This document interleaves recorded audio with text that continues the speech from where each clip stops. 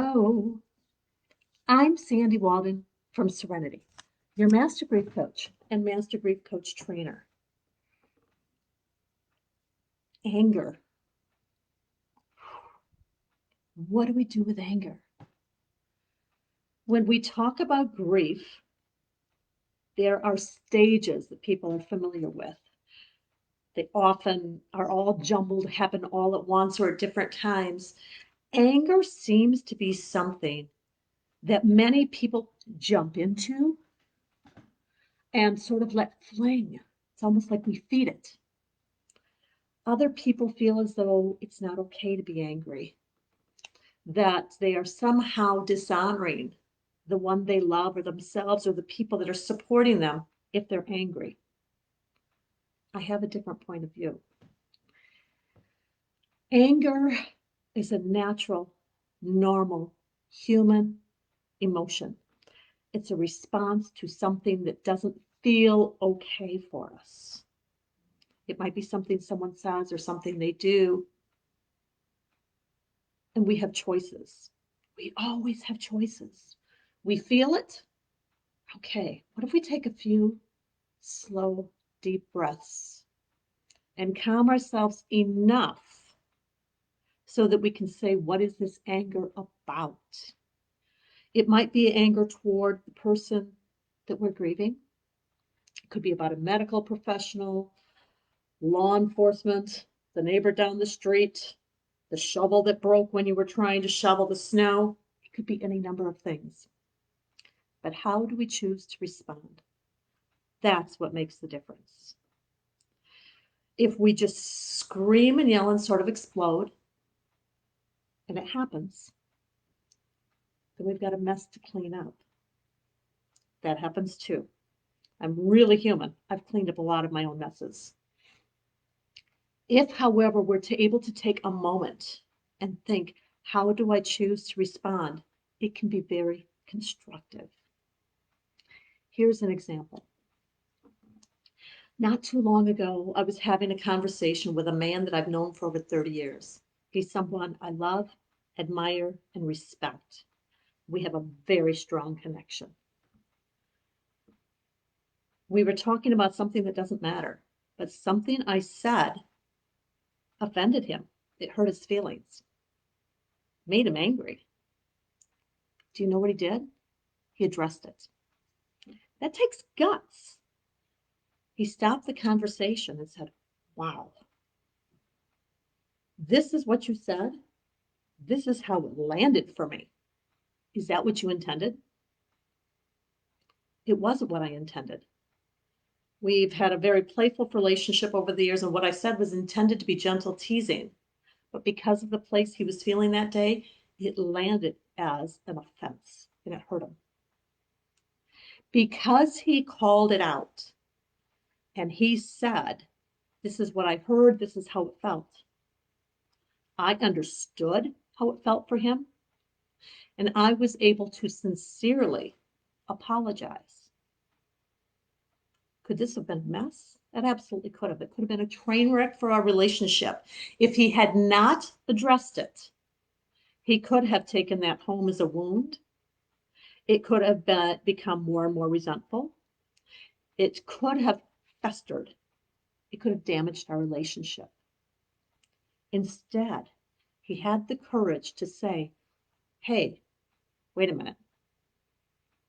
And that made all the difference. That made all the difference.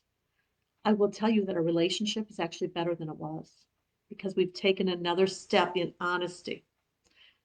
It doesn't always happen in the moment. It's not unreasonable to go back later on and say, hey, you know what? This is what unfolded. This is what was said. This is what was done. And not taking a place of judgmental, not from the place of, why did you do this to me? But from the place of, when this happened, this is how I feel, or how I felt. This is how it landed for me. When we do that, taking as much time and space as we need, wounds can be healed. Relationships sometimes end. Often they become deeper and more meaningful. Healing can happen. Anger happens. I get it. Sometimes we're really uncomfortable and we don't want to bring it to the attention of the person who said or did something. Maybe they don't want to bring it to our attention because guess what? Wounds happen both ways. We often imagine, well, they intentionally said this. They should have known better than to do that.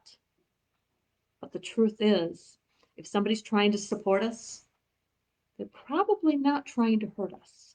It doesn't mean that hurts won't happen.